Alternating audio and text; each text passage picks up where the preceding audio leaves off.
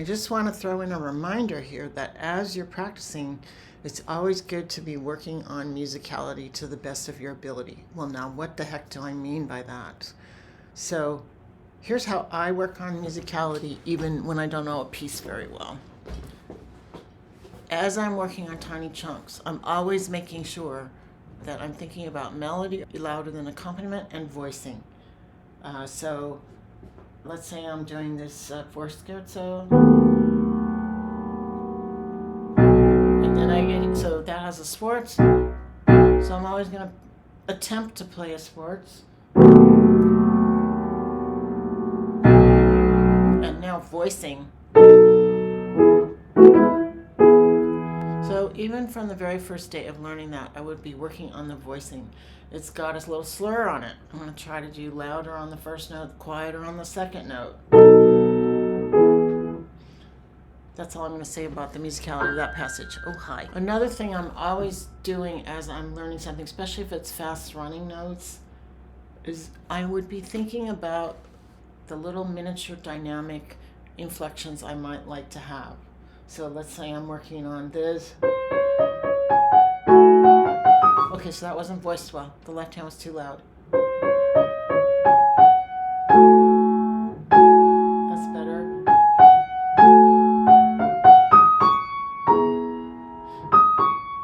Not. So always trying to listen to what you're doing and see if it sounds good, if you can make it more musical, more expressive as you're learning it. As you're doing these chunks slowly, that's the perfect time to be working in all these details. Otherwise, you have to go back and work them all in later, and it takes a lot longer. The other thing to be working on that's separate from this physical execution of the musicality is developing your inner concept of how you think the piece should sound. Or maybe just even start with a very clear inner hearing of all of the details of the piece. So I like to do that in a couple ways, especially a large piece like the scherzo was for me that takes a long time for me to learn.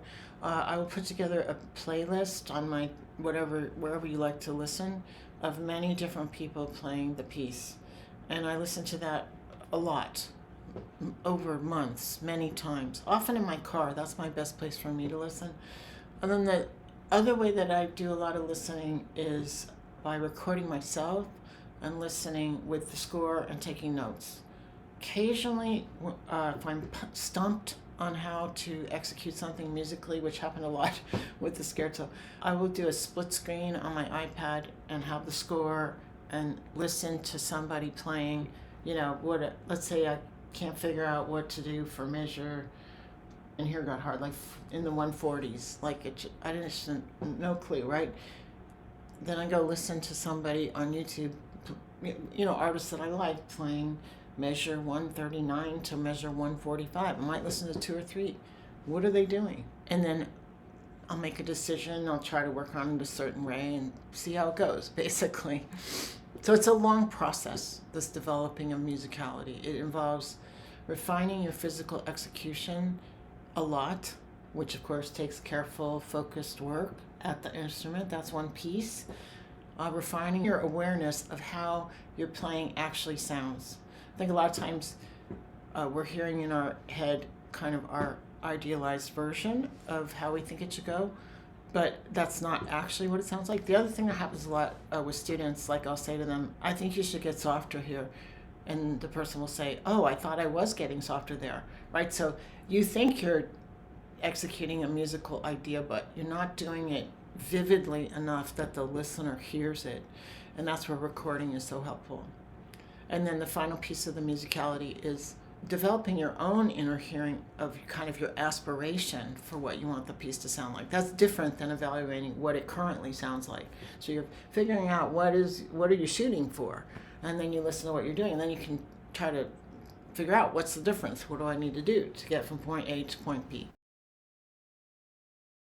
This video was an excerpt from the lesson video for day 10 of my Learn New Repertoire Faster 28-day challenge. And I wanted to share with you a quick look at the tracker that I built. It's a sophisticated step-by-step system that will keep all the parts of learning a new piece working together and give you one day at a time what to do on that one day. So you don't feel overwhelmed, you don't spin out. And I also wanted to share with you some of the wins that people have been getting so far in the challenge. This one's from Brooklyn, and she says, on day 7, I finished my piece. And, that tells me the system is getting her through the learning phase faster, which is fantastic. So she can spend the rest of the challenge polishing her piece. And then she can share it at one of our live Zoom workshops that we have inside the group. The next testimonial is from Leslie. And she says she learned so much in 1 week and that she's building good habits now that make her confident that she's going to keep improving. And isn't that what we all really want at the piano? Just that feeling of forward movement. At least that's what I want. The final testimonial is from Martha. And she says she finally understands the components of practicing and learning. And it's the antidote to feeling like she doesn't have what it takes to be a real musician. And that is a big win. I was so happy about this one. The mystery is gone on how to make progress, and she can feel it happening. So I hope you'll join us inside Piano with Rebecca B. There's a 7-day free trial. You can join the challenge at any time. It's a perpetual challenge, and I give prizes for people who finish all 28 days. See you inside.